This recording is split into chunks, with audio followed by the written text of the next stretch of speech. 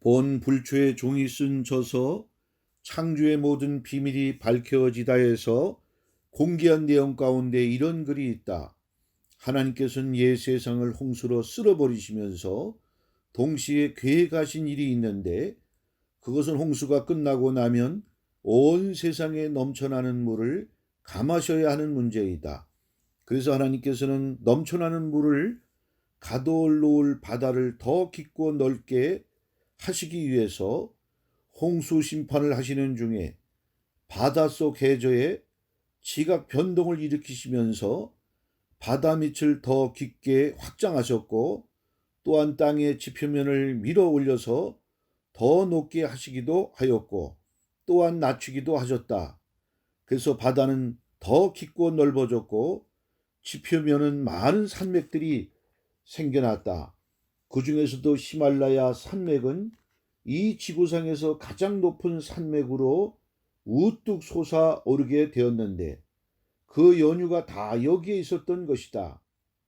한마디로 말해서 하나님께서 지구상 어느 곳보다도 바닷속의 땅을 히말라야 쪽으로 많이 밀어서 올리시는 재창조의 작업을 하셨기 때문에 현재의 히말라야 지역이 아주 큰 산맥이 된 것이다. 그러므로 인도 지역의 산맥은 지구상의 지표면 중에서 가장 밀도가 높고 흙이 많이 모여 단단하게 뭉쳐진 곳이 되었으므로 땅 중에 땅이 된 것이다. 하나님께서는 폐역한 옛 세상을 홍수로 심판하시고 동시에 홍수 중에 어마어마한 지각 변동을 일으키셔서 바다를 확장하셨다. 그러나 이 세상에 넘쳐나는 물들을 다 감하지는 못하셨다. 왜냐하면 인간과 생명체가 살아가기에 최적의 환경을 또 한 번 계획하시고 추운 지방을 만드셔야 했기 때문이다. 그러므로 감하지 못한 물들을 강한 바람을 불어서 남극과 북극 쪽으로 밀어올려서 얼려놓으신 것이다.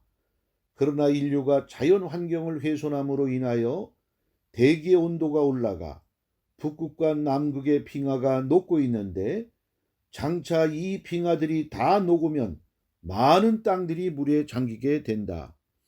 이 일에 대해서는 어떠한 사람이든지 다 위기감을 느끼고 있으며 전 세계 환경론자들과 전문가들도 노심초사하고 있다. 그러면 하나님께서 홍수 중에 지각 변동을 일으켜 바다를 확장하신 이유는 무엇일까? 사실 그렇게 하신 이유는 새 세상을 이루어 인류를 번성케 하기 위한 하나님의 계획으로서 현재 이 지구상을 오대양 6대주로 재편성케 하셨는데, 그 상세한 하나님의 섭리에 대하여 본불초의 종에 져서 창조의 모든 비밀에서 상세히 밝혀 놓았다. 참조하시기 바란다.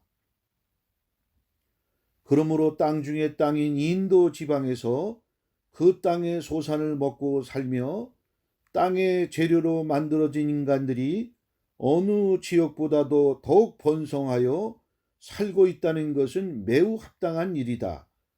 그리고 또한 히말라 지역에 사는 험하고 깊어 신비스럽게도 보일 뿐만 아니라 많은 사람들이 살다 보니 종교도 번성할 수밖에 없었던 것이다.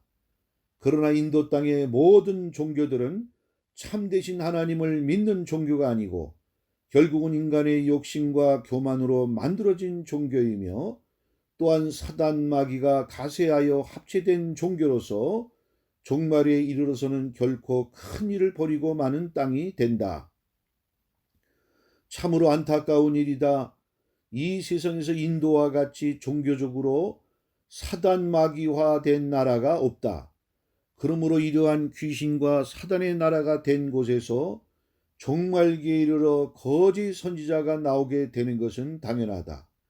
그리고 이 거짓 선지자는 사단 마귀와 일체화가 될 수 있는 모든 조건과 특성들을 다 가지고 있을 뿐만 아니라 사단 마귀의 마음에 합한 자가 되어 그의 도구가 된다. 독일의 문학과 게테가 쓴 파우스트라는 작품 속에서 인생의 허무함을 느낀 파우스트는 악마와 계약하고 내기를 하지만 결국은 하나님이 없는 인생은 후의 막급이라고 하는 사실이다. 그리고 이 거짓 선지자의 종교적 열성과 헌신은 지극할 뿐만 아니라 그 영혼이 영계에 진입하여 이 세상 속에서 인간의 몸을 가지고는 상상할 수가 없을 정도로 모라지경 속으로 도달하게 되는데, 특별히 세상 사람들은 그러한 상태에 있는 사람들을 가리켜 해탈하고 도통했다고 한다. 이와는 반대로 마지막 때에 나타날 두 감람나무들은 하나님의 거룩함과 진실함의 특성을 물려받아서 그분과 일체가 되므로 그분의 뜻과 소원을 이루어 드리는 하나님의 도구가 된다. 이처럼 사단 마귀도 이 세상을 두루 순행하면서 자기의 도구가 될 자를 찾되 마지막 때에 적 그리스도와 거짓 선지자가 되기에 합당한 자를 찾게 되는데, 창세 이후로 이 세상 속에서 사단 마귀의 소원과 뜻을 마음껏 펼치고 이루어줄 수 있는 최고의 적합한 인물 두 사람을 종말기에 선택하게 된다. 그러므로 하나님이시거나 사단 마귀이거나 간에 이 세상 나라 가운데에서 일할 때에는 도구로 사용해야 할 인간이 반드시 필요하다.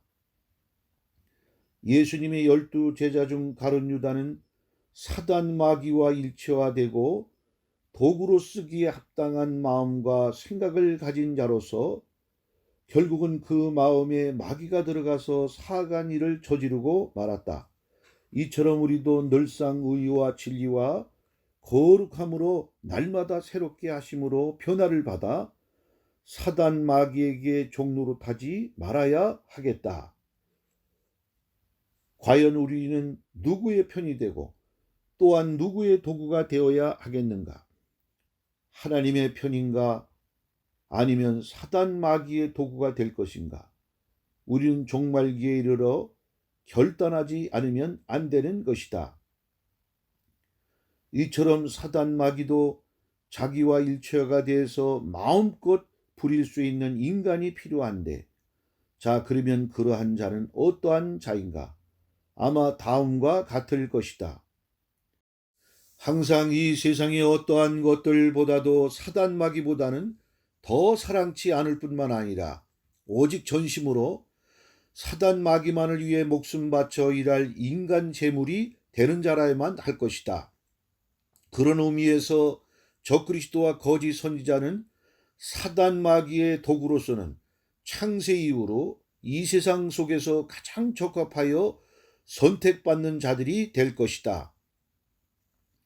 사탄 숭배자들은 기독교의 진리를 역으로 바꾸어 신봉하고 있다.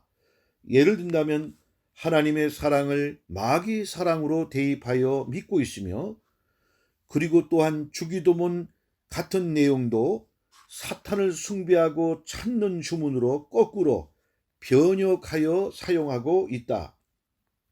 그래서 사단 마귀도 그들을 가장 신임하고 아낀다.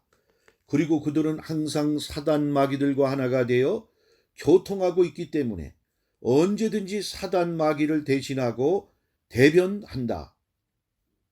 미국 샌프란시스코에는 사탄 숭배교가 있다. 그리고 그 지도자 안톤 나베이는 사탄과 하나 되게 만드는 사역을 자랑스럽게 여기고 있을 뿐만 아니라 그 악한 짓들을 서슴없이 저지르며 수많은 사람들을 미혹하고 있다. 참으로 이 얼마나 가증하고 참남한 짓인가. 하나님을 숭배하고 경외해야 할 인간의 본분을 저버리고 사탄 마귀를 숭배하고 찬양하고 전도하고 있으니 말이다. 그리고 그들은 궁극적으로는 이 세상에서 사단 마귀의 나라를 이루는 데 있어서 가장 큰 공로자이며 일꾼이라 할 수 있다. 만일 어떤 인간이 사단 마귀의 종이면서도 사단 마귀의 뜻과 소원을 이루어 주지 않고 자기의 뜻과 소원을 이루기 위해서 사단 마귀를 이용하든지 아니면 사단 마귀의 말을 듣지 않고 제 고집대로 한다면 사단 마귀도 그러한 자를 일꾼으로 쓰기에는 적합하지 않을 것이다. 특별히 사단 마귀의 일꾼만 그런 것이 아니고 하나님의 일꾼들도 역시 마찬가지이다. 하나님의 일꾼들도 늘상 성령 충만하여 하나님과 교통하며 또한 그 말씀대로 순종하여 하나님의 뜻과 소원을 이루어 드리는 자가 되어야 하는데, 만일 일꾼이라는 자가 그렇지 않고 자기 마음과 뜻대로 하고 만일 제 고집대로 행한다면 하나님도 그와 함께 일할 수 없다고 하는 사실이다. 이처럼 종말기에 이르러 하나님도 당신과 함께 일할 가장 합당한 일꾼을 찾고 계시지만 또한 사단 마귀도 자기들의 동료가 될 어둠의 일꾼을 찾을 때 사단 마귀와 모든 자격과 조건과 특성이 맞아야 하는 것이다. 마치 그것은 회사의 사주가 그 회사에 필요한 인재를 찾는 것과 같은 일이 될 것이다. 그러므로 사단 마귀가 자기를 위해서 목숨 바쳐 일할 충성된 자를 만난다면 이 얼마나 기뻐하겠는가. 그런 의미에서 적 그리스도와 거짓 선지자는 사단 마귀의 성품과 그 일에 매우 적합한 자가 될 것이다.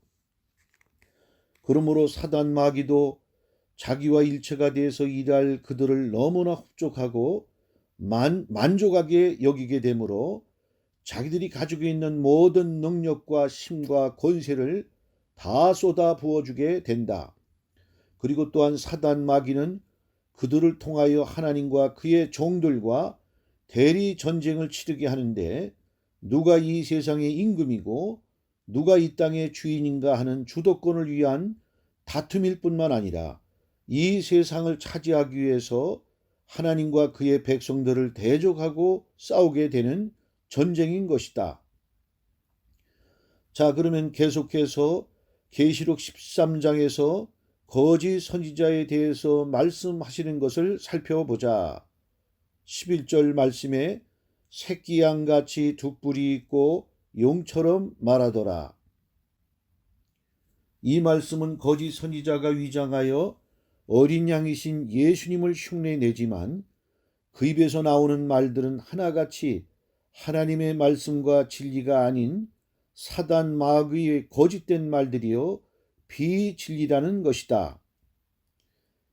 요한복음 8장 44절에서부터 47절의 말씀에 너희는 너희 아비 마귀에게서 났으니 너희 아비의 욕심을 내 너희도 행하고자 하느니라. 저는 처음부터 살인한 자요 진리가 그 속에 없으므로 진리에 서지 못하고 거짓을 말할 때마다 제 것으로 말하나니 이는 저가 거짓말장이요 거짓의 아비가 되었음이니라. 내가 진리를 말함으로 너희가 나를 믿지 아니하는도다. 너희 중에 누가 나를 죄로 책잡겠느냐. 내가 진리를 말하매 어찌하여 나를 믿지 아니하느냐. 하나님께 속한 자는 하나님의 말씀을 듣나니 너희가 듣지 아니함은 하나님께 속하지 아니하였음이로다.